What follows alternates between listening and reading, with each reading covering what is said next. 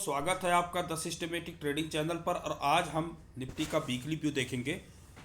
यह समझने का कोशिश करेंगे पिवोट थ्योरी के अकॉर्डिंग कि निफ्टी में वीकली बेसिस पे क्या होने की प्रोबेबिलिटी है। तो अभी जो देखते हैं कि निफ्टी लास्ट वीक में कैसे मूव किया, तो जो लास्ट मूव था निफ्टी सीपीआर के नीचे ओपन किया था, क्लोज एग्जैक्ट सीपीआर के पास ही किया था और एक अच्छा आप देखेंगे कि पूरे S3 तक का मूव उसने किया और वहाँ से एक बाउंस आया जो कि अभी जो क्लोजिंग आया है, अभी अगर हम उसको देखें तो क्लोजिंग सीपीआर के जस्ट थोड़ा सा ऊपर आया है।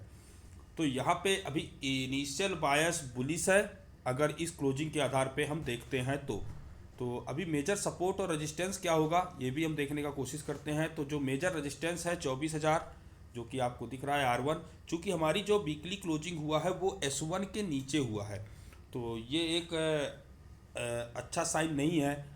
तो अभी उसको R1 पे एक अच्छा रेजिस्टेंस मिलने की संभावना रहेगी।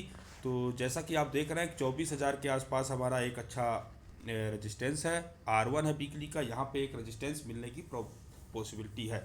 अगर इसके ऊपर गया तो ये एक जोन है 24,000, ये एक जोन है यहाँ पे, तो यहाँ से यहाँ तक का एक रेजिस्टेंस है। अगर इसके ऊपर प्राइस जाता है तो 24,400 तक के लिए, क्योंकि 24,370 के आसपास हमारा वीकली का R2 और कैमरीला का वीकली L5 भी है। तो यहाँ पे एक मेजर रेजिस्टेंस फिर टारगेट आपका हो सकता है पूरे वीक के लिए। ये इतना अच्छा मूवमेंट होने का एक्सपेक्टेशन इसलिए क्योंकि सीपीआर अगर आप देखें तो नैरो है, सीपीआर बिल्कुल ही नैरो है, लोअर वैल्यू रिलेशनशिप है, प्राइस क्लोज किया है सीपीआर के ऊपर। तो अगर सीपीआर के ऊपर ही प्राइस ओपन कर देता है तो सीपीआर पे आपको एक अच्छा बेस मिलेगा बाइंग का, जिसका टारगेट पहला R1, और अगर R1 के ऊपर जाता है तो 24,370 के आसपास आपको देखना होगा। यहाँ पे वीकली R2 है। तो ये तो ऊपर साइड का हो गया। अभी हम नीचे का देखते हैं। तो नीचे अगर सीपीआर के नीचे ओपन करता है, सीपीआर पे शॉर्ट बनेगा, टारगेट S1।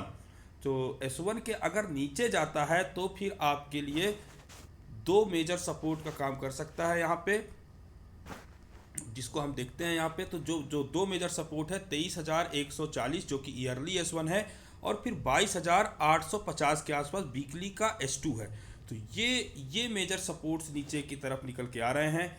तो अगर प्राइस S1 के नीचे ट्रेड हो रहा है, अगर S1 के नीचे आता है तो आपको फिर 23,140 और 22,800 पे फोकस करना पड़ेगा, वहाँ तक के प्राइस आने की प्रोबेबिलिटी है। तो अभी आप देखेंगे तो ये S1 एक्चुअल में मेजर सपोर्ट का काम करना चाहिए। लास्ट वीक का लो भी यहीं पे बना हुआ है। तो मैं जो समझ पा रहा हूँ कि यहाँ पे एक अच्छा सपोर्ट है और यहाँ से नीचे अभी प्राइस को नहीं जाना चाहिए। अभी प्राइस अगर यहाँ पे आता है तो आप यहाँ पे एक अपॉर्चुनिटी अगर देखना चाहें लास्ट वीक लो के आसपास से, तो एक बाइंग का भी देख सकते हैं। लेकिन जो भी बाइंग अगर कोई यहाँ पे प्लान करता है तो वो प्लान करेगा ये लास्ट वीक का जो लो है ना, इसके ऊपर जैसे ही प्राइस जाए, अगर नीचे ब्रेक हुआ तो आपको तो शॉर्ट की तरफ ही देखना है। लेकिन जैसे ही S1 को रिकवर करे तो आपको वहाँ पे प्राइस लॉन्ग का अपॉर्चुनिटी भी छोटा एसएल के साथ आप देख सकते हैं, जिसका टारगेट फिर सीधे R1 रहेगा।